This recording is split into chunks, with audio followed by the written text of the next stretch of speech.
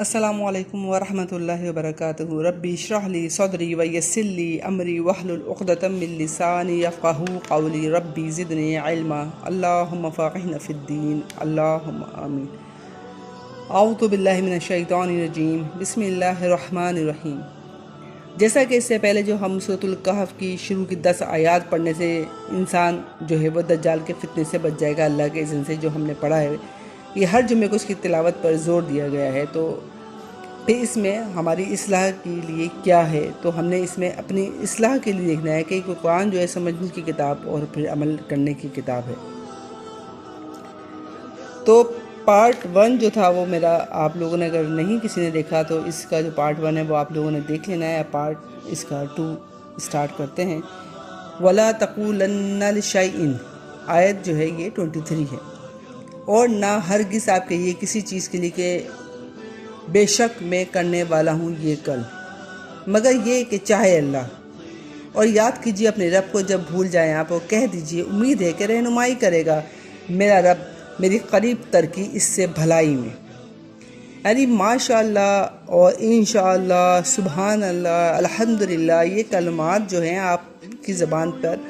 ہر وقت رہنے چاہیے، اور ان کا کیا کیا اثر ہوتا ہے تو یہ اب آگے بھی آپ دیکھیں گے۔ اب غار والوں کا ذکر ہی ہے کہ وہ ٹھہرے اپنے غار میں 300 سال یا 309 سال۔ کہہ دیجیے کہ اللہ زیادہ جانتا ہے کہ وہ کتنا ٹھہرے، کیونکہ بات ٹھہرنے کی نہیں ہے، بات یہ ہے کہ انہوں نے کیا کیا۔ انہوں نے دین کو بچانے کے لیے، اپنے دین کو بچانے کے لیے انہوں نے اللہ سے مدد طلب کی، اور پھر اللہ نے ان کی رہنمائی کی۔ اور پھر دیکھیں جب اللہ سے آپ مدد طلب کرتے ہیں تو اللہ آپ کے دلوں میں جو ہے وہ ایسی چیز ڈال دیتا ہے کہ آپ کے قدم خود بخود اس سائٹ پہ پڑ جاتے ہیں۔ پھر وہ غار میں انہوں نے جو پناہ لی ہے، تو پھر آگے دیکھیں کہ کہہ دیجئے کہ اللہ زیادہ جانتا ہے اس سے کہ وہ ٹھہرے، اسی کے لیے غیب ہے آسمانوں کا اور زمین کا، اور کیا وہ خوب دیکھنے والا ہے اور کیا ہی خوب سننے والا ہے۔ نہیں ان کے لیے اس کے سوا کوئی دوست، یعنی اللہ کے سوا کوئی دوست اور کوئی مددگار نہیں، اور نہیں وہ شریک کرتا اپنے حکم میں کسی ایک کو بھی۔ اور پڑھیے جو وحی کیا گیا آپ صلی اللہ علیہ وسلم کی طرف کتاب میں سے آپ کے رب کی، نہیں کوئی بدلنے والا اس کے کلمات کو، اور ہرگز نہیں آپ پائیں گے اس کے سوا کوئی پناہ گاہ، یعنی اللہ کے سوا کوئی پناہ گاہ نہیں ہے آپ کے۔ جب بھی مدد طلب کریں تو اللہ ہی سے طلب کریں۔ یہ ہمیں اسی لیے قرآن جو ہے توحید اور پھر دنیا کی زندگی کی مذمت کے، دنیا کی جو زینت ہے، دنیا کی جو زینت ہے اس کی مذمت کی گئی ہے کہ دنیا کی زندگی میں آپ جو اللہ تعالیٰ نے جو اٹریکشن چیزوں کی دی ہوئی ہے، تو آپ نے اس سے اپنے نفس کو بچا کے رکھنا ہے۔ وَاصْبِرْ نَفْسَكَ مَعَ الَّذِينَ، اور روک رکھیے اپنے نفس کو ساتھ ان لوگوں کے لیے جو پکارتے ہیں اپنے رب کو صبح اور شام، یعنی ایسے لوگوں کے ساتھ اٹھے بیٹھے جو اپنے رب کو صبح اور شام پکارتے ہیں، یعنی ان کا سٹارٹ بھی اللہ کے نام سے ہوتا ہے، اور جو ہے آخری ٹائم ان کا جو شام کا جو ہے غروب کا ٹائم جو ہوتا ہے وہ بھی اللہ کے نام سے ہوتا ہے۔ یریدون وجہہ، وہ چاہتے ہیں چہرہ اس کا، اور نہ آپ پھیریے اپنی دونوں آنکھوں کو ان سے، یعنی جو لوگ اللہ کا ذکر صبح شام کرتے ہیں تو وہ اللہ کا چہرہ دیکھنا ہے کہ اللہ سے محبت ہوتی ہے، کیونکہ آخرت میں اللہ تعالیٰ ایسے لوگوں کو اپنا دیدار کروائے گا۔ تو آپ صلی اللہ علیہ وسلم سے مخاطب ہو کے کہا جا رہا ہے کہ آپ اپنا جو ہے وہ ان ایسے لوگوں کے ساتھ آپ نہ بیٹھیں، تریدو زینت الحیات الدنیا، جو چاہتے ہیں کہ زینت دنیا کی زندگی کی، اور ناپتات کیجیے اس کی جو جس کو غافل کر دیا ہم نے دل اس کا اپنے ذکر سے۔ ایسے لوگوں کے ساتھ آپ نے قطع تعلق تو نہیں کرنا، لیکن ایسے لوگوں کے ساتھ اٹھنا بیٹھنا نہیں ہے جو اللہ کے، جن کا اٹھنا بیٹھنا اللہ کے ذکر سے خالی ہو۔ وَاتَّبَعَ هَوَاهُ وَكَانَ أَمْرُهُ فُرُوطًا، اور اس نے پیروی کی اپنی خواہش کی اور ہے اس کا معاملہ حد سے بڑا ہوا۔ تو آپ دیکھیں گے اس میں کیا بات ہے، دیکھیں یہاں پر ایسے لوگوں کا ذکر ہے جو اپنے خواہش کی پیروی کرتے ہیں، اور ان کا معاملہ اللہ تعالیٰ نے فرمایا کہ وہ حد سے بڑا ہوا ہے۔ تو اللہ تعالیٰ حد سے بڑھ جانے والے لوگوں کو پسند نہیں فرماتا۔ ہمارے دین اسلام میں بھی معیار روی ہے، نہ تو اتنا آپ نیچے گر جائیں اور نہ ہی آپ آگے بڑھ جائیں۔ جتنا آپ اللہ نے اور آپ صلی اللہ علیہ وسلم کا جو حکم ہے اتنا ہی کرنا ہے، نہ تو اس سے زیادہ کرنا ہے اور نہ اس سے کم کرنے کی کوشش کرے۔ کم میں تو پھر بھی گنجائش ہے، لیکن حد سے بڑھنے والا جو ہے وہ اللہ تعالیٰ کو سخت ناپسند ہے، کیونکہ اس کے بارے میں پھر آگے آئے گا۔ تو یہی چیز آپ لوگوں کو بتائی جا رہی ہے کہ اس میں کیا لکھا ہے جو ہر جمعے کو ہمیں پڑھنے کے لیے اس میں کہا گیا ہے کہ اس کو ہر جمعے کو پڑھیں، تو اس میں کیا گیا ہے کہ ایسے لوگوں کے ساتھ اٹھے بیٹھے ہیں جن کا جو اللہ کا ذکر کرتے ہیں، اور ایسے لوگوں کے ساتھ آپ قطع تعلق تو نہ کریں لیکن اٹھنا بیٹھنا آپ کا جو ہے وہ کم ہونا چاہیے ایسے لوگوں کے ساتھ جو اللہ کے ذکر سے خالی ہو، جن کا اٹھنا بیٹھنا، اور جو لوگ اپنی خواہش نفس کی پیروی کرتے ہیں وہ حد سے بڑھ جانے والے لوگ ہیں۔ وَقُلِ الْحَقُّ، اور کہہ دیجئے حق تمہارے رب ہی کی طرف سے ہے، تو جو چاہے وہ ایمان لائے اور جو چاہے وہ انکار کرے۔ بے شک اب دیکھیں کیا کیا ہے اللہ تعالیٰ نے فرمایا ہے کہ جو انکار کرنے والے ہیں ان کے لیے ہم نے تیار کر رکھی ظالم، ان لوگوں کو ظالم کہا ہے۔ جو لوگ انکار کرتے ہیں اللہ تعالیٰ کے حکم کا انکار کرتے ہیں، ان کی نافرمانی کرتے ہیں، تو ایسے لوگوں کو ظالم کہا گیا، اور ایسے لوگوں کے لیے آگ تیار کر رکھی ہے جس کی قناتیں جو ہیں وہ قناتیں ہوں گی، اور وہ فریاد رسائی کریں گے جب فریاد رسائی کیے جائیں گے ساتھ پانی کے، اور پھر مانند تیل کے چلپٹ وہ جو بھون ڈالے گا ان کے چہرے کو۔ کتنی بری پینے کی چیز ہے اور کتنی بری ہی جگہ ہیں، یعنی وہ پانی جب وہ ان کو کھلائے جائیں گے زقوم کے درخت جو ہیں وہ کڑوے، اور پھر جب ان کو پیاس لگے گی تو ظاہر ہے جب پیاس لگے گی تو وہ کہیں گے کیسا بھی پانی ہمیں کچھ پینے کے لیے مل جائے، تو اور بہت سی جگہوں پہ بھی آئے کہ ان کو پینے کے لیے دیکھیں کس طرح گرم ابلتا کھولتا ہوا پانی ملے گا، جو جیسے ہی وہ چہرے کے قریب منہ کے قریب پینے کے لیے لے کے جائیں گے تو ان کے چہرے جھلس جائیں گے۔ تو یہ کن لوگوں کے لیے ہے؟ یہ وہ لوگ ہیں جو اپنے خواہش نفس کے چلتے ہیں، جو حد سے گزرنے والے ہیں، اور جو اللہ کی آیات پر جو ہیں وہ جھوٹ باندھتے ہیں اللہ کے اوپر، اور اللہ کے احکام کی پیروی نہیں کرتے۔ ان الذین آمنوا، بے شک وہ جو ایمان لائے اور انہوں نے نیک عمل کیے۔ دیکھیں جہاں اللہ تعالیٰ نے جہنمی کا ذکر کیا وہاں جنتیوں کے لیے بھی کہ جو لوگ ایمان لائے اور نیک عمل کیے، تو ایمان کے بغیر عمل کوئی قابل قبول نہیں ہوگا، اور خالی عمل بھی ہوں تو ایمان نہ ہو تو دونوں چیزیں لازم و ملزوم ہیں۔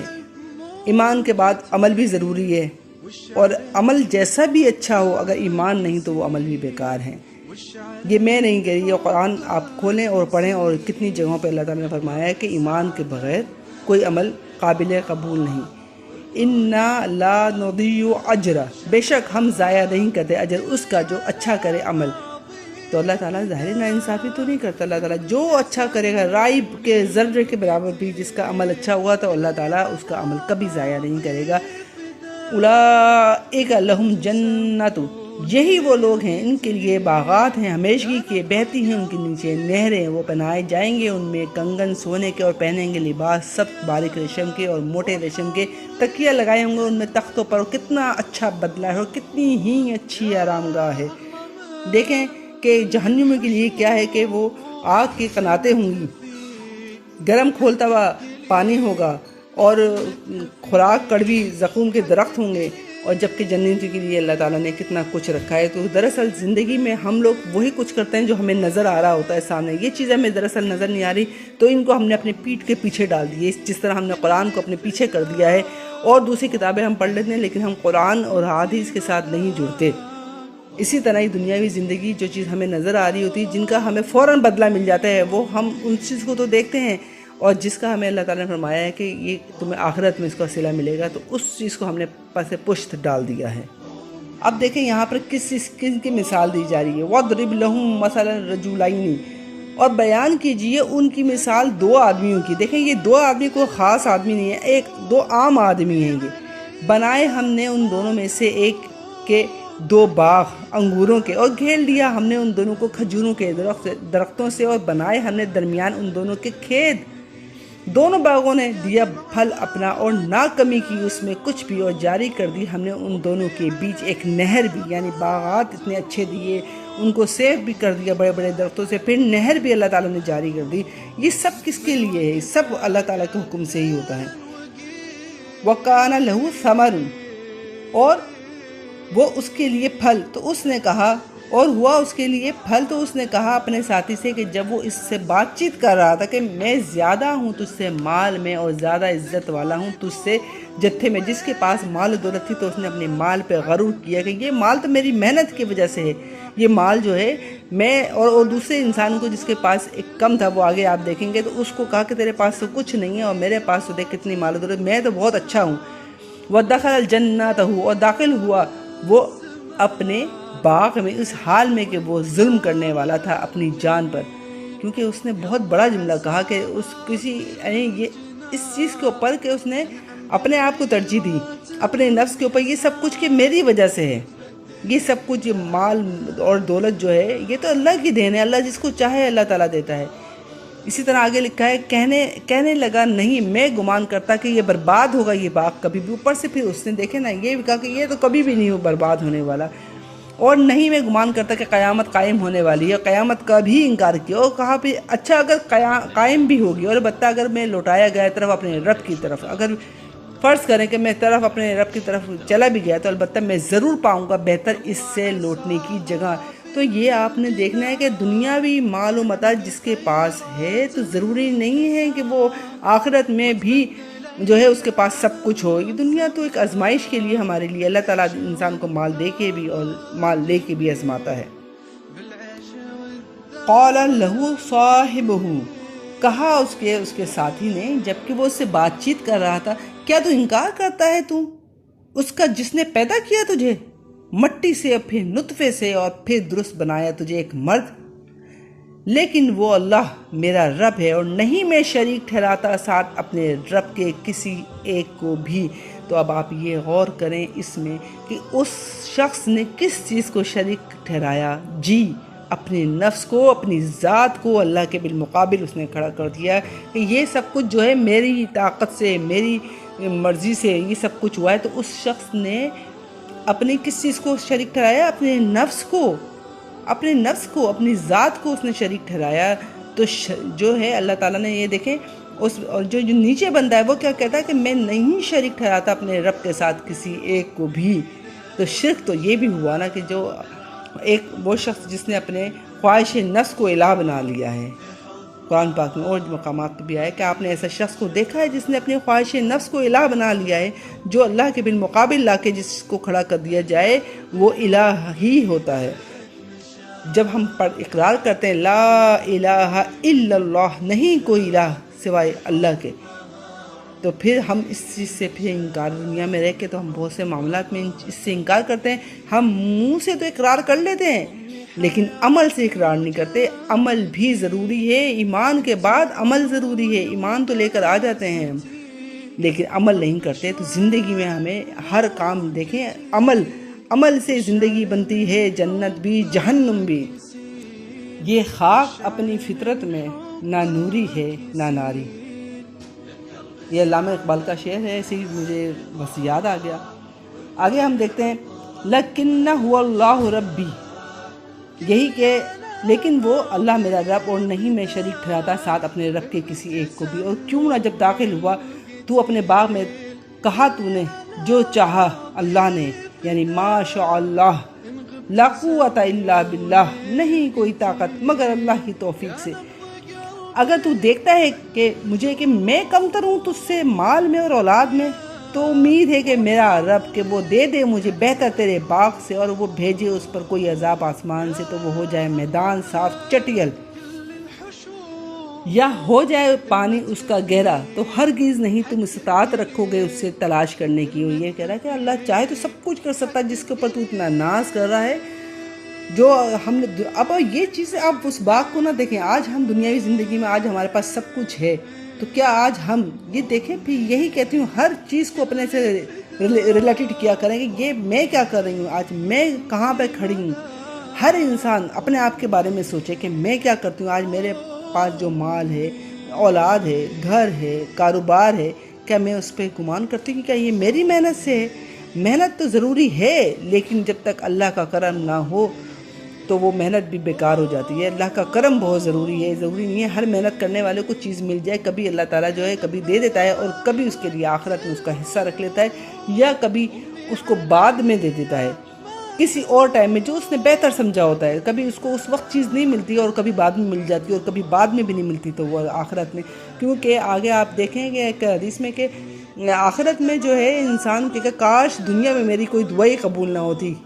کاش دنیا میں کوئی میری دعا قبول نہ ہوتی۔ وہ جو دعائیں ہیں آپ کے لیے وہ نیکیوں کا ڈھیر بن جائیں گی۔ تو دعائیں مانگا کریں، اللہ کا ذکر اذکار کر کے اللہ سے دعا ضرور مانگا کریں۔ وَأُحِيطَ اور گھیر لیا پھل اس کا، تو اس نے صبح کی اور وہ ملتا رہا اپنی دونوں ہتھیلیاں اس پر جو اس نے خرچ کیا تھا اس میں سے، اور وہ باغ یعنی گر پڑا تھا اپنی چھتوں پر سے، اور وہ کہہ رہا تھا ایک کاش کہ میں نہ شریک کرتا ساتھ اپنے رب کے کسی ایک کو بھی۔ تو دیکھیں اس نے کس کو شریک کیا تھا، جی اس نے اپنی خواہش نفس، اپنے نفس کو، اپنی ذات کو، کہ یہ سب کچھ میری بدولت ہے، یہ سب کچھ میرا کیا ہوا ہے، تو اس نے اپنے آپ ہی کو شریک کیا تھا۔ تو دیکھیں شرک کیا ہے یہ بھی، کہ اللہ کے آگے آپ نے کسی کو بھی چاہے اپنی خواہش کو شریک کیا ہو تو نہیں شریک ٹھہرانا چاہیے۔ اللہ وحدہ لا شریک ہے۔ وَلَمْ تَكُنْ لَهُ فِئَةٌ اور نہ تھے اس کے لیے جماعت، کوئی جو مدد کرتے اس کی سوائے اللہ کے، اور نہ تھا وہ بدلہ لینے والا، یعنی ظاہر ہے نہ تو اس کی کوئی مدد کرنے والا تھا اور نہ ہی وہ بدلہ لے سکتا تھا اللہ سے، کچھ نہیں کر سکتا تھا سوائے وہ ہتھیلیاں ملنے کے۔ وہاں سارا اختیار اللہ ہی کے لیے ہے جو سچا ہے اور بہتر ہے بدلہ دینے میں، اور بہتر ہے انجام کے اعتبار سے۔ اور بیان کیجئے ان کے لیے مثال دنیا کی زندگی کی، یا دنیا کی زندگی کی مثال اللہ تعالیٰ نے کیا بیان کی ہے کہ جیسے پانی اتارا ہم نے آسمان سے تو مل جل گئیں ساتھ اس کے نباتات، زمین کی تو وہ ہو گئیں چورا چورا، بکھیرتی ہیں اسے ہوائیں، اور ہے اللہ اوپر ہر چیز کے قدرت رکھنے والا۔ مال اور بیٹے تو زینت ہے دنیا کی زندگی کی، اور باقی رہنے والی تو نیکیاں ہیں، بہتر ہیں آپ کے رب کے نزدیک۔ دیکھیں نیکیاں زیادہ بہتر ہیں ثواب کے اعتبار سے، اور بہتر ہیں امید کے اعتبار سے۔ اور جس دن ہم چلائیں گے پہاڑوں کو اور آپ دیکھیں گے زمین کو کھلی ہوئی، یعنی آیا اور اکٹھا کر لیں گے ہم انہیں، پھر نہیں ہم چھوڑیں گے ان میں سے کسی ایک کو بھی۔ اللہ تعالیٰ کہہ رہے ہیں ہم کسی چیز کو بھی نہیں چھوڑیں گے، سب چیز کو اکٹھا کر لیں گے، ذرہ ذرہ اکٹھا ہو جائے گا، اور وہ